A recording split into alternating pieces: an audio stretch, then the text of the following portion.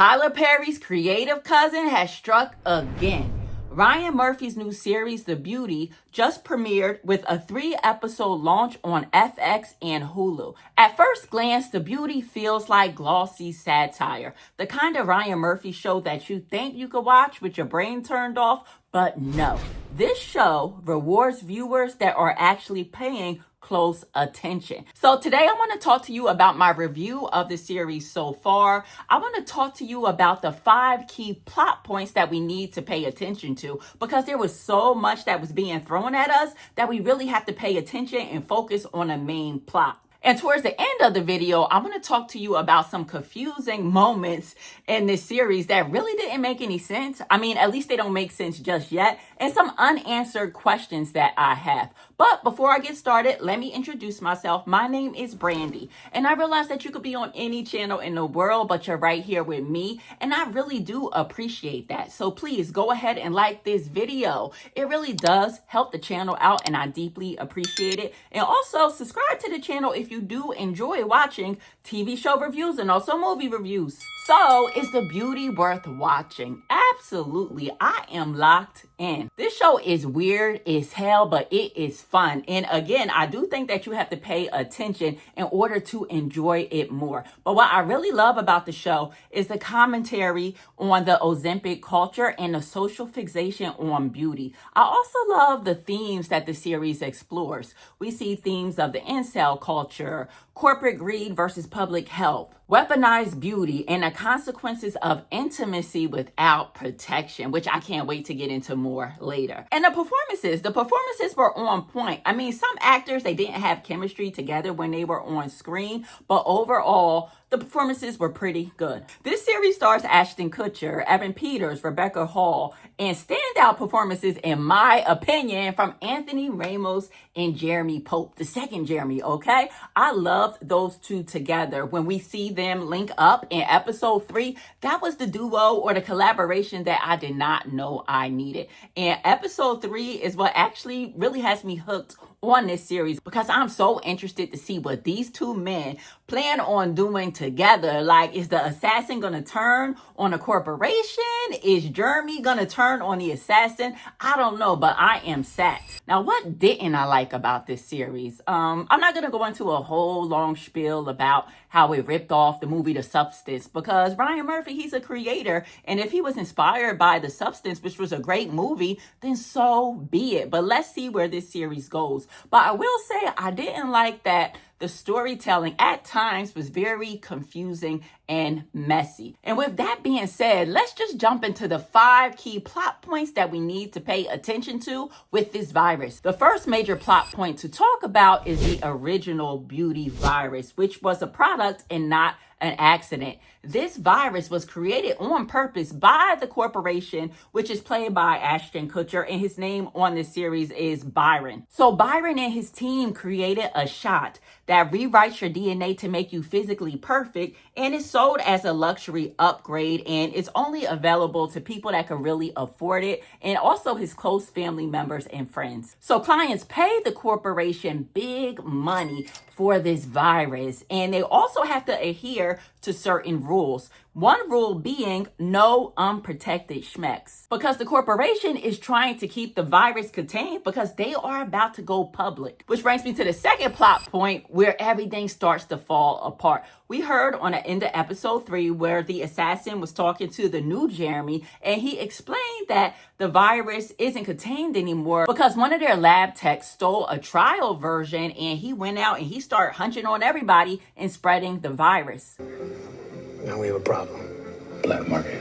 So the virus starts spreading as an STD. So the STD is somewhat a black market version of the purified version of the virus that the elite are paying for. So some people are being infected with this virus unknowingly through STDs. Some people didn't consent, and some people don't even know what the virus is. One of those people being Jeremy, which brings us to the third plot point to pay attention to. And this is where the show turned really dark for me. When we first meet Jeremy, he's very insecure. He's not confident at all. He does not like the way he looks, and he is desperate to be attractive. So Jeremy, he first turns to plastic surgery, and And we saw how that turned out. When Jeremy first got his face done, he looked like that character off of SpongeBob. I forgot that character's name. Comment down below. But his face was a mess. So Jeremy was upset because he went to the bar with his new face and he thought that girls were liking him, but they were not. They were just using him to pay for his tab at the bar. So Jeremy is back to square one, feeling desperate, feeling unattractive, and he goes back to that surgeon's office with his strap and he murks a few of the employees there. And then he goes to the surgeon like, listen, you told me I would be attractive and I'm not. And the surgeon says, hey, listen, I have one more option for you. So the surgeon, he links Jeremy up with a beautiful woman named Claire. He gets Jeremy a hotel room. And when this woman walks in the room, she's beautiful. She has on this beautiful black veil. I mean, her veil was tea. And mind you, Jeremy has never been with a woman before. So the surgeon set up Claire to deliberately transmit the STD to Jeremy through Schmex. And we see that the transformation works well, almost too well. We see when Jeremy woke up and he transformed into the new Jeremy, he was flexing all over that hotel room. I mean, he was really getting his big guy on. But one thing to note about Jeremy, he's still cruel. So he was mean before when he was unattractive, and he's still mean. So the beauty doesn't really fix him. It actually reveals him. Now, the fourth plot point introduces the corporation's response to the virus no longer being contained, because they can't have people like Jeremy just getting the virus for free. And also they're hearing about the international models that illegally got the virus about 2 years ago, and they're imploding. They are spontaneously combusting. And keep in mind that the corporation is about to go public and make trillions of dollars. So this virus not being contained is a no-no. So they send in Anthony Ramos as the assassin to start cleaning up the situation. And his job is to eliminate anybody that's spreading the virus without permission, starting with the surgeon and Jeremy. So we see the assassin go to the surgeon's office first, and he gets information on where Jeremy is located. He kills the surgeon, he goes to Jeremy, but he can't kill Jeremy right away because Jeremy slept with somebody, so Jeremy spread the virus, and they need to get to that woman right away. So the assassin and Jeremy are taking a drive to go see the woman that he gave the virus to, because the assassin has to off her. But when they get to the young lady's house, the assassin is impressed that Jeremy ended up killing her. Or so it seems that he killed her. I mean, he hit her over the head with the pot at least 8-9 times. But I don't know. Sometimes when these people contract the virus illegally, they have like these supernatural powers. So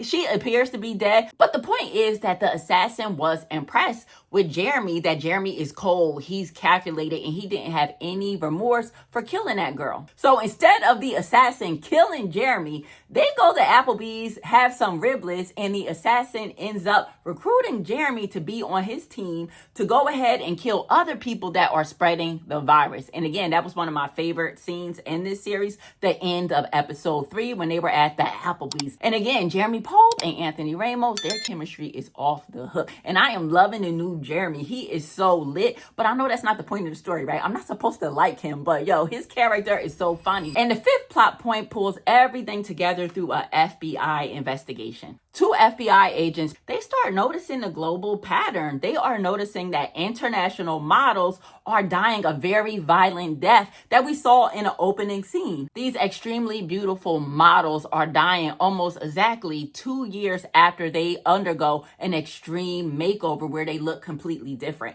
At first, the agents aren't sure what's going on. They just know that this is crazy and this is bigger than the cartel. But they do start piecing the puzzle together. And their investigation takes them all over the world. But specifically, we're going to talk about them going to Italy. Cooper and Jordan were at the bar. And mind you, Cooper and Jordan are dating like halfway. They're like friends with benefits. But she sees a beautiful Italian man, a stranger, random stranger that she wants to sleep with. She goes back to his hotel room. They have Schmex, and she contracts the virus. And we see a few hours later, she has a fever and she starts sweating. She goes through the crazy contour and the crazy bone cracking, and she is transforming into a new person as well. And Cooper has no idea what happened to her, and he goes on with the investigation reluctantly. And that's where episodes 1 through 3 leave us off. We see that the virus is spreading.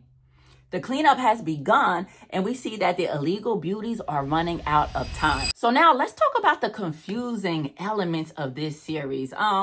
Some of it was just confusing storytelling, and some of it is just, hey, maybe we'll get more information later on because this series is supposed to be 11 episodes. But one of my first questions surrounds Agent Jordan. Like, girl, you knew that there's like a STD out on the loose or some type of virus, and you choose to sleep with a random stranger raw? That really leads me to believe, like, is she playing a deeper game? Did she really want to be infected with the virus so she could further the investigation and figure out what's going on? So are we going to see on future episodes that it's a race against time for her, that she only has 2 years and that she has to crack the case? Is she going to go and find Agent Cooper? Is she going to infect him too? But again, just can't see the smart FBI agent sleeping with somebody unprotected, and she knows what's up. And my next question is, who is the real villain here? It appears that it's the corporation. However, they plan to go to market in 6 months, I believe they said. So the government knows about this virus that is giving people the fountain of youth, and they're going to approve it.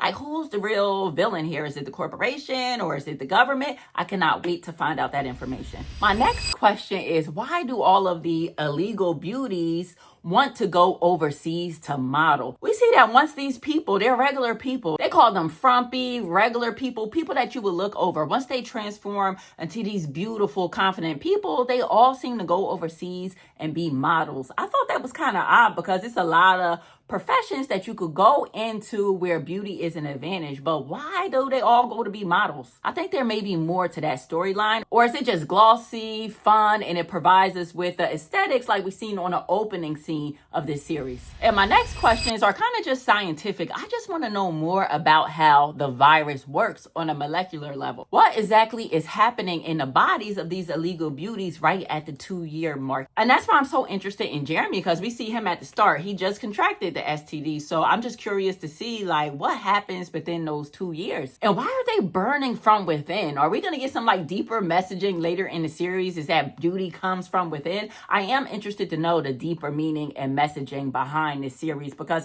it's not really clear to me just yet. But guys, comment down below. Let me know if you had any confusing moments as well. Let me know if you like the series too. Is it a 10 over 10 for you? What do you expect? I know one thing, I mean, I don't want to get my hopes up too high, right? Because we know that sometimes the Ryan Murphy series, they start off really, really good and then they fall off the cliff after about the 5th episode or so. So we'll see where this one goes. But nonetheless, if you made it this far in the video, do me a favor and drop me a black heart down below. I love you all, and I will be covering this series. So I will see you on the next review of this show. Y'all stay safe out there. Peace.